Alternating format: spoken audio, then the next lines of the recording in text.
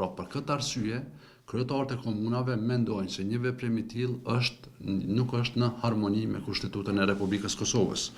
Në këtë rregullore për pranimin e shërbimit civil, thuhet që në eni 4.6 thuhet se procedurat e rekrutimit zhvillohen nga DMZP-ja për institucionet administratës shtetërore me përjashtim të institucioneve që kanë nënpunës civil me status të veçantë, për të cilat procedurat e rekrutimit i zhvillon njësia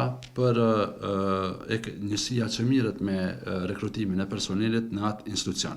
DMZP-ja është Departamenti për Menaxhimin e Zyrtarëve Publik në kuadër të Ministrisë së Punëve të Brendshme. Domethënë, procedurat e rekrutimit do të zhvillohen nga kjo njësi për të gjitha institucionet administratës shtetërore përveç disa institucioneve.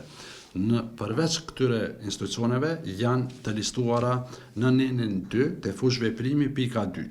Kjo rregullore zbatohet edhe nga institucione tjera shtetërore me përjashtim të Presidencës së Republikës Kosovës, Gjykatës Kushtetuese të Republikës Kosovës, Sistemit të Drejtësisë, Kuvendit të Republikës Kosovës dhe institucioneve të pavarura kushtetuese. Domethënë, në këtë fush veprim hyjnë edhe komunat. Domethënë, kjo rregullore do të autorizon këtë departament në Ministrinë e Punëve të Brendshme që të mirret me procedurat e rekrutimit edhe për stafin civil në nivelin lokal, që kryetarët e komunave konsiderojnë që është shkelje në autonominë e pushtetit lokal.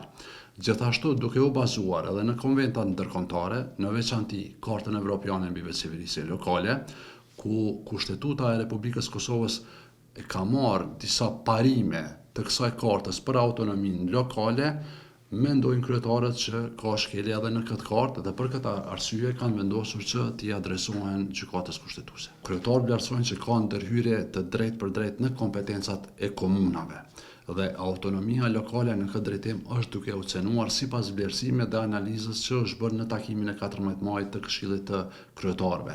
Dhe tendenca e marrjes apo centralizimit të kompetencave nuk është vetëm me këtë rregullore, mirëpo kemi edhe disa akte nënligjore dhe ligjore ku është parë në mënyrë të drejtë për drejtë që ka tendencë për marrjen e pushtetit apo të kompetencave nga niveli qendror. Gjithashtu edhe kryetarët kanë shumë vërejtje në ndarjet buxhetore nga Ministritë e Linjës kundërvallë komunave të ndryshme dhe ka edhe shumë çështje tjera të cilat Asociacioni i Komunave të Kosovës si zëri i komunave i ka parandaluar në marrjen e këtyre kompetencave nga niveli qendror.